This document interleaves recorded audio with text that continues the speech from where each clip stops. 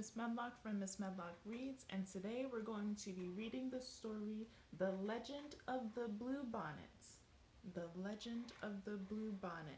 This is a Native American story from the Comanche tribe. This story has been written, retold, and illustrated by Tomie DePaola. Tomie DePaola. He's the person who wrote the words and they drew the picture. Alright, let's get started.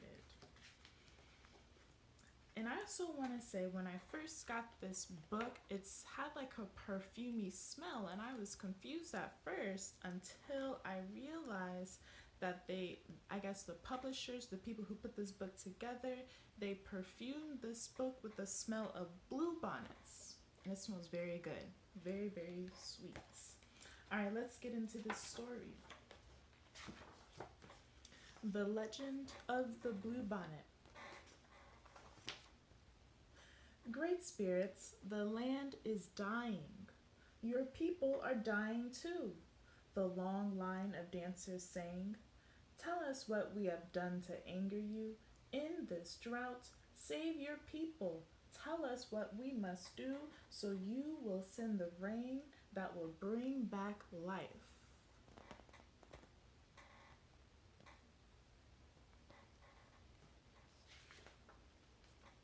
For 3 days the dancers danced to the sound of the drums, and for 3 days the people called Comanche watched and waited.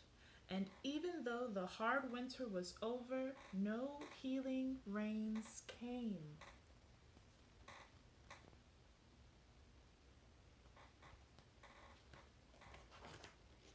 Drought and famine are hardest on the very young and the very old. Among the few children left was a small girl named She Who Is Alone. She sat by herself watching the dancers. In her lap was a doll made from buckskin, a warrior doll. The eyes, nose, and mouth were painted on with the juice of berries. It wore beaded leggings and a belt of polished bone. On its head were brilliant blue feathers from the bird who cries, "Stay, JJ." She loved her doll very much.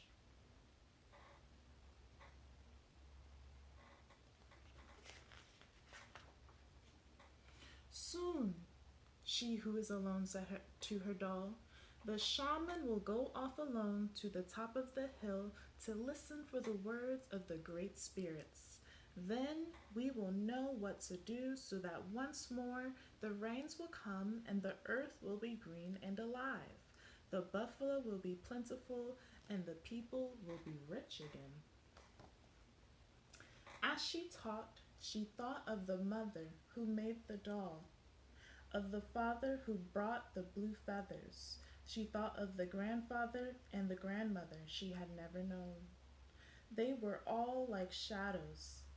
It seemed long ago that they had died from the famine. The people had named her and cared for her. The warrior doll was the only thing she had left from those distant days. So, famine and drought, that's when there's no water and when there's no food. When there's no water, you're not able, when there's a drought and there's no water, the plants can't have any water, the animals can't drink any water, and when there's no food, no one can eat. And when there's no food and when there's no water, people began to die because they're hungry. So it seems that from her story, her mother, her father, her grandmother, and her grandfather all died in this famine.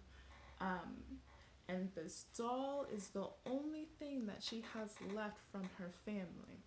And it seems like her mom, her dad, and grandparents all put in this work to put the doll together.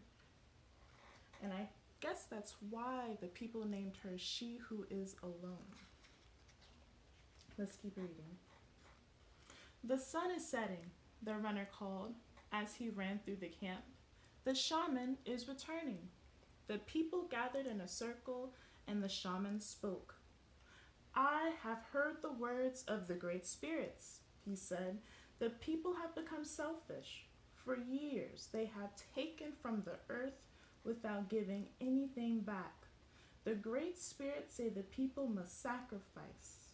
We must make a burnt offering of the most valued possession among us. The ashes of this offering shall then be scattered to the four points of the earth, the home of the winds. When the sacrifice is made, drought and famine will cease. Life will be restored to the earth and the people. So there's the shaman, and he's telling the people that they must make a sacrifice, but not just any kind of sacrifice, a sacrifice of their most valued possession. The people sang a song of thanks to the great spirits for telling them what they must do. I'm sure it's not my new bow that the great spirits want, a warrior said. Or my special blanket, a woman added, as everyone went to their teepees to talk and think over what the great spirits had asked. So take a look. I love the illustrations in this book. I believe the illustrator did a very good job of drawing the sky changes, and take a look at these homes right here. These kinds of homes are one of the type of homes that Native Americans lived in, and this is called a teepee. But they had many different styles of homes, many different kinds of homes, depending on where they lived in the country. Everyone, that is, except she who is alone, she held her doll tightly to her heart. You, she said, looking at the doll, you are my most valued possession. It is you the great spirits want, and she knew what she must do. What do you think she's going to do? She's probably going to use her doll as a sacrifice. Let's see. As the council fires died out and the teepee flaps began to close, the small girl returned to the teepee where she slept to wait. The night outside was still, except for the distant sound of the night bird with the red wings. Soon everyone in the teepee was asleep, except she who is alone. Under the ashes of the teepee fire, one stick still glowed. She took it and quietly crept out into the night.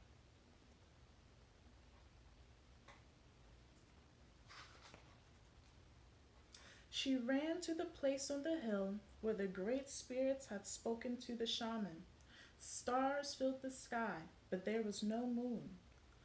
"Oh, great spirits," she who is alone said, "here is my warrior doll. It is the only thing I have from my family who died in this famine. It is my most valued possession. Please accept it."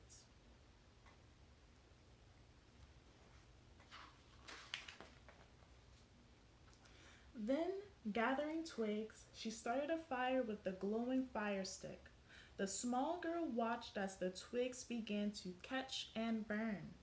She thought of her grandmother and grandfather, her mother and father, and all the people, their suffering, their hunger, and before she could change her mind, she thrust the doll into the fire.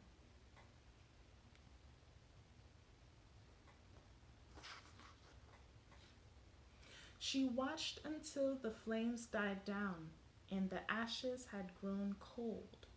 Then, scooping up a handful, she who was alone scattered the ashes to the home of the winds, the north and the east, the south and the west, and there she fell asleep until the first light of the morning sun woke her.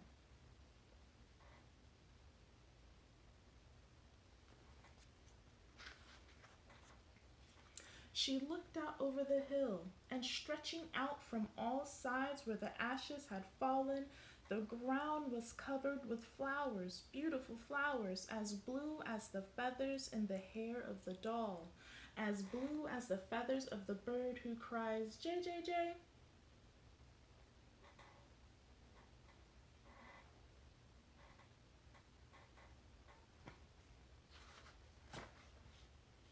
When the people came out of their teepees, they could scarcely believe their eyes. They gathered on the hill with she who is alone to look at the miraculous sight. There was no doubt about it, the flowers were a sign of forgiveness from the great spirits. And as the people sang and danced their thanks to the great spirits, a warm rain began to fall, and the land began to live again. From that day on, the little girl was known by another name, one who dearly loved her people.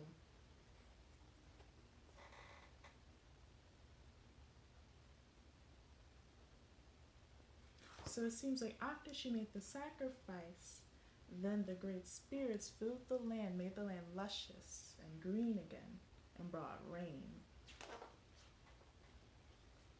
And every spring, the great spirits remember the sacrifice of a little girl and fill the hills and valley of the land now called Texas with the beautiful blue flowers, even to this very day. The end. Beautiful story, beautiful story. If you like this story, make sure you give this a thumbs up and click subscribe. Use the comment box to let me know, provide any suggestions of any stories that you would like to hear me read next. And happy Thanksgiving. Thank you.